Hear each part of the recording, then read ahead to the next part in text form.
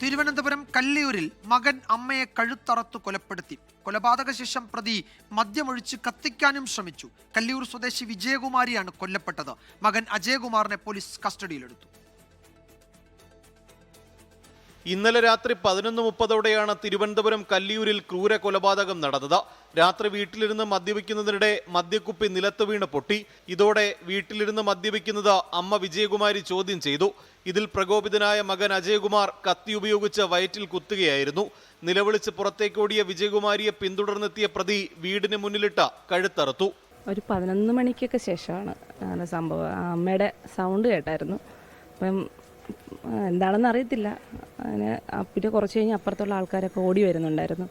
ഓടി വന്നപ്പോഴാണ് എന്തോ വലിയ ഇഷ്യൂ ആണെന്ന് മനസ്സിലായി. അപ്പോൾ ആൾക്കാരൊക്കെ ഇങ്ങനെ വിളിക്കുന്നുണ്ട്, ചെയ്യല്ലടാ ഉണ്ണീന്ന് വന്നൊക്കെയൊക്കെ വിളിക്കുന്നുണ്ട്. പിന്നെ ഞങ്ങൾ പോലീസ് വന്നതിന് ശേഷമാണ് ഞങ്ങളും പുറത്തോട്ട് ഇറങ്ങി. ഞങ്ങൾ ഗേറ്റിൻ്റെ ഇവിടെ പോയി നോക്കി. അപ്പോൾ എല്ലാവരും ഇവിടെ നിൽപ്പുണ്ട്. കാരണം പുള്ളി ഗേറ്റ് അകത്തുനിന്ന് ലോക്ക് ഇട്ടേക്കുന്നുണ്ട്. അപ്പോൾ അകത്ത് കയറാൻ പറ്റത്തില്ല. ഓടിക്കൂടിയ നാട്ടുകാർക്കെതിരെ അജയകുമാർ മദ്യക്കുപ്പി എറിഞ്ഞു. പോലീസ് എത്തിയാണ് പ്രതിയെ കീഴ്പ്പെടുത്തിയത്. മുൻ കോസ്റ്റ് ഗാർഡ് ഉദ്യോഗസ്ഥനാണ് പ്രതി. കൊല്ലപ്പെട്ട വിജയകുമാരി കമ്മീഷണർ ഓഫീസിലെ മുൻ ഉദ്യോഗസ്ഥയാണ്. ഇൻക്വസ്റ്റ് നടപടികൾ പൂർത്തിയാക്കി മൃതദേഹം മെഡിക്കൽ കോളേജിലേക്ക് മാറ്റി. 24 തിരുവനന്തപുരം.